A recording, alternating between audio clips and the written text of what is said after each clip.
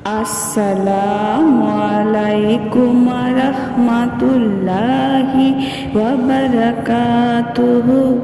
সুপ্রিয় সম্মানিত দর্শক শ্রোতা, আশা করি মহান রব্বুল আলামিনের দয়ায় আপনারা সকলেই ভালো আছেন।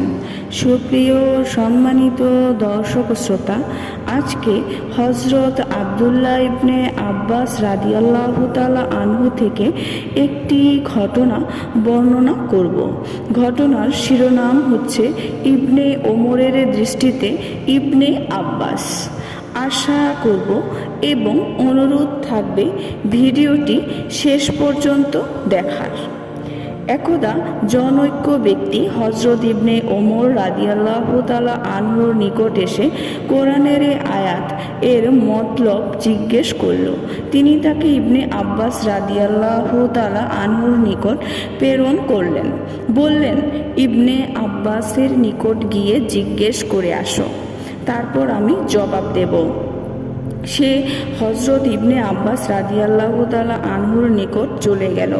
তার প্রশ্ন শুনে হজরত ইবনে আব্বাস রাদিয়াল্লাহু তাআলা আনহু বললেন, আসমানের রতক হলো পানি বর্ষণ না করা, আর জমিনের রতক হলো উদ্ভিদ উৎপন্ন না করা।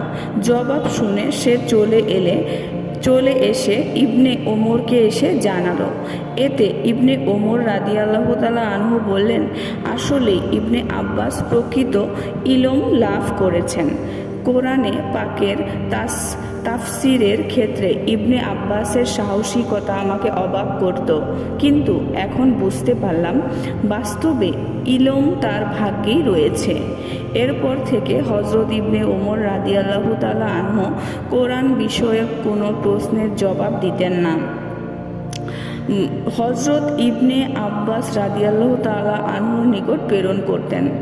একদা আমর ইবনে হাফসি একটি আয়াত সম্পর্কে হজরত ইবনে ওমরকে জিজ্ঞেস করলে তিনি বললেন, যাও ইবনে আব্বাসকে জিজ্ঞেস করো, কেননা কোরআনের জ্ঞানী যারা এখনও অবশিষ্ট রয়েছেন তাদের মাঝে ইবনে আব্বাসই সবচেয়ে অধিক জ্ঞান রাখে।